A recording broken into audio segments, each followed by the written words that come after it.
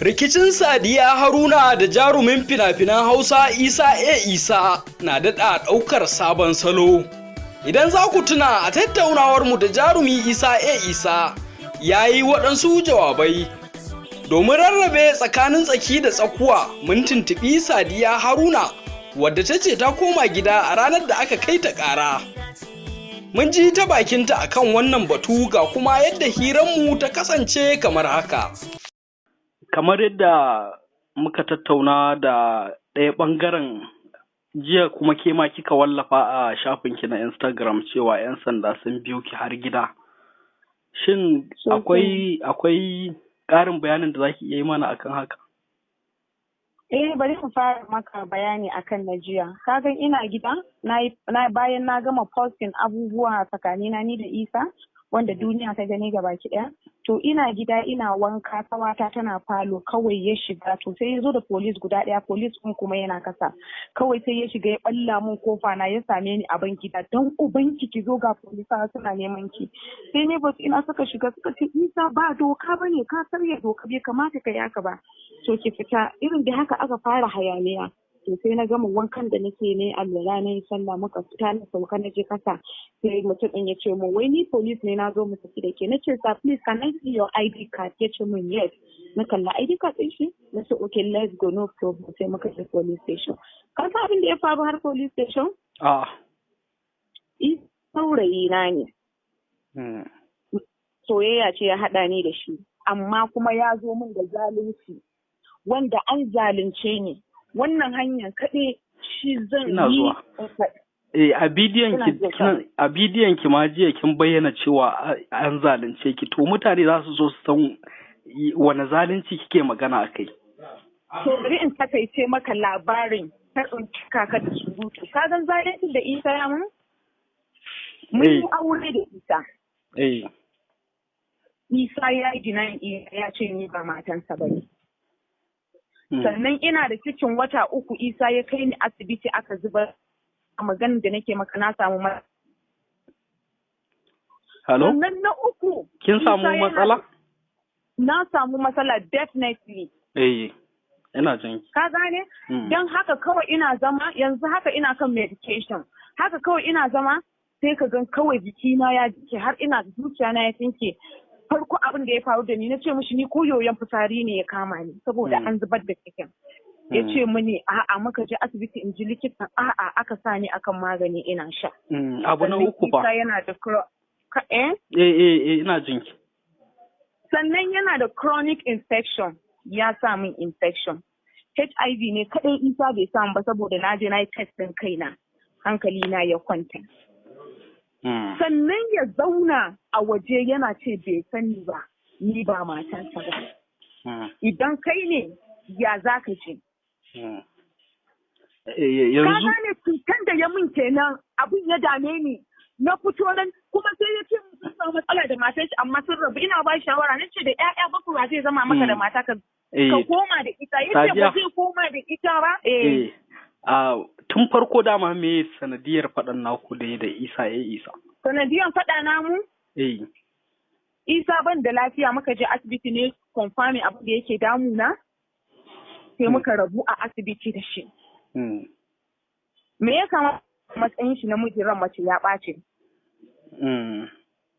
Me ya kamata ya yi kai a matsayinka namiji? Kuma ka san ka aikata wannan tsakaninka da mace. Hakuri ya kamata ya bani. Ina zuwa. Bani hakuri. Abin da kika samu a asibitin ne bata miki rai? Abin da na samu a asibitin ne ya bata min rai saboda ni ya mace ce. Ina tunanin aure kuma ina tunanin zan haihu. Sadiya menene wai a asibitin aka bayyana? A asibitin shine ai na gaya maka da farko na ce maka abin da aka yi confirming wannan cikin da muka zubar da ni da shi. Wannan cikin ya haifar min da matsala. Sannan kuma aka zo aka yi confirming ina da chronic infection abin da ban taɓa gani a rayuwana ba. Ya hankali na ba zai tashi ba. Me ya kamata Isa ya muni? Isa ya zo ya bani hakuri. Nobody is above mistake. But Isa is trying to make full out of me.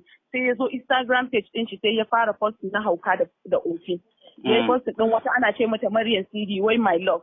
How will I feel as a woman, as your wife, and you are denying me that I'm not your wife? Sadiya. Ina jin ka. A san da kika yi bidiyon a lokacin akwai auren ko kuma kun riga kun rabu? Har yanzu maganan da nake maka na rantse da Kur'ani izi tun ina da auren Isa a kaina. Idan babu auren Isa a kaina, Ubangiji Allah ya tsine min albarka. In wulakanta tun a duniya kafin in koma gare sa. To, kamar ya ce kin san jakadiyar tonon asiri a firar da muka yi da shi ya tabbatar min da cewa idan na san jakadiyar tona asiri Ubangiji Allah kada ya bani rabon duniya da lahira. Ban san ta ba, but muna magana sosai da ita. Ya ce namiji ne. I don't know. Ba na ƙarya, ba zan faɗa abin da ban sani ba. But muna magana sosai da jakadiyar tona asiri. But I don't know who is he or who is her. Sadiya, kafin a ɗaura auren dama ba ku yi gwaji ba ne ba, ko sai bayan da aka yi auren sannan larura ta... To, rayuwar baraki ne. Ko ba haka ba, magana a buɗe maganan ta gaskiya. Okay. So yake, excuse me, so yake mu dinga zama kamar daduro, ni kuma na nuna mushi bana haka. Ni mareniya ce. Ina fahimce ki sosai, ba a yi gwajin ba dai kafin a yi auren ko? Ba a yi gwajin komai ba, sai daga baya ne ake gwajin. To Sadiya, yanzu ya ake ciki a maganan bayan da kuka je ofishin 'yan sanda jiya da na gaya maka kenan ya zo gidana ya yi wannan haukan kuka je police station ya aka kare. Na rating musu komai na gaya musu. Shi police ɗin da kanshi ya girgiza kanshi. Kawai dai ba za su fito su gaya mini an zalunce ni bane saboda shi ya kai kara, ka gane? Amma kiransa suka ce Isa ka bar maganan nan, za a yi tone-tone da yawa. Wai a'a ki a tsare ni in kwana gobe kuma in kara kwana sai a kai ni prison. Ka san dai polisa ba wawaye ba. A daren na rantse maka da Kur'ani na bar station. Yanzu haka maganar da nake maka ina gidana. Ok, to yanzu maganan ta gama mutuwa ko kuma akwai sauran? Magana bata mutu ba. Idan Isa ya tsaya mu yi za mu yi. Idan ya ce ya bari. Idan ya ce mu yi ina daidai. Kuma as I said it, I'm ready to die. Akan gaskiya na. Ka san me yake tutu mu matan arewa? A zalunce mu, a hana mu kuka. A ce mutuncin ka zai zube, a ce menene, a yi maganganu a baka haƙuri. Ni kuma I must voice out. That's the reality. Kuma maganan nan da zamu yi idan ya ce mu je bangon duniya, I'm ready to go. I'm ready to defend myself. A lokacin da kuka rabu da shi a asibiti, ya kamata ya zo ya rarrashe ki ya baki haƙuri. That's what I'm saying. Abin da ya ɓata min rai na kenan. That's what I'm saying. He take me as if I don't know what I'm doing, and he's expecting me to keep quiet. Wannan shine dalilin da ya saka kika bidiyo kika bayyana abubuwa. Wannan shine dalili. To amma ba kya ganin cewar kin yi gaggawa, maybe yana nan da niyyarsa ya zo ya neme ki kusasanta? Kamar yadda kuma muka ji cewa kin ɗora wani muryan shi yana. Saboda a na matanka, excuse me, a na matanka baka san da shi na, baka san da shana ba, baka san da nake kwanciya ba. For good 3 days baka kira ni ba, baka ce mun komai ba, ka zo ka post din wata a page ɗinta kuma kana ce mata my love.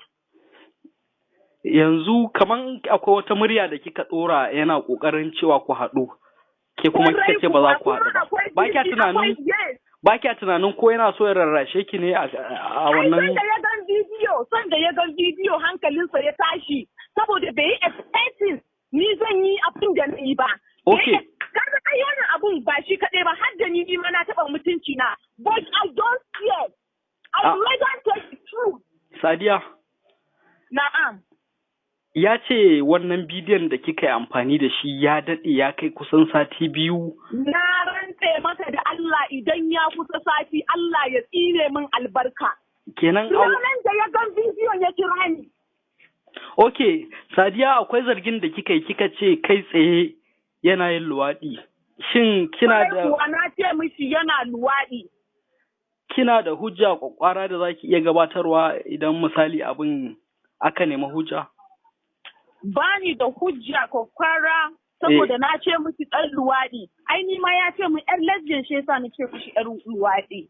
Dumi a duyu ne. Ok, saboda ya bai ce mu ƴar lesbian ba. Ina zuwa, saboda ya faɗa miki ne dama ke ma kika faɗa haka ɗin? Kwarai kuwa.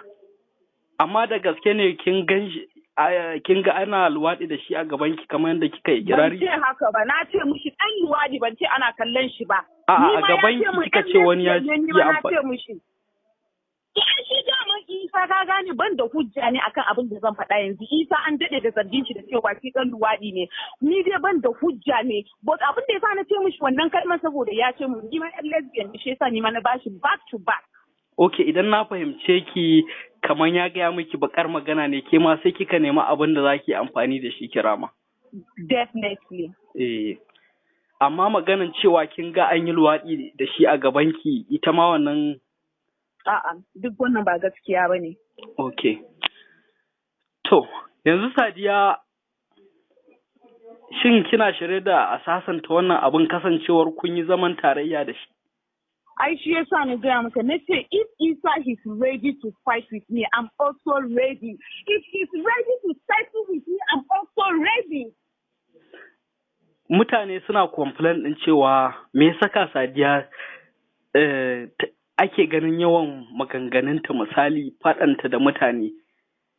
Saboda Sadiya tana da gaskiya, ba ta tare da munafiki, ko kai ne idan munafiki ne ba na tarayya da kai. Na fahimta. To shikenan Sadiya, godiya muke da wannan lokacin da kika bamu. Ban san ko kina da wani ƙarin bayani da za ki iya yi ba? Ba ni da wani ƙarin bayani, amma ni maganan da zan yi na ƙarshe shine har gobe akwai auren Isa a kaina. To yaushe ne tunda auren mutu'a ne, yaushe ne wa'adin zai ƙare? Sai Disamba. Sannan kuma maganan Adam Zango da ta shigo maganan Isa ya ce a'a ba ku samu matsala da shi saboda Adam Zango. Wallahi mun samu ya zo gidana ya ce idan ina tarayya da Adam Zango ba shi ba ni. To ya zace to ni ma kenan mu'amalar da nake da Adam Zango kenan. Hankalin shi kai dai bari in ga maka lokacin da muka haɗu da Adam Zango aka yi bidiyo din nan Isa baya cikin hankalin shi a rikice yake. Yana ɗaya daga cikin abin da ma ya sa yake ba zai wulakanta ni ba zai ba ni haƙuri ba. To Allah ya kyauta, ku danna subscribe domin samun shirye-shiryenmu a kowane lokaci. Mun gode.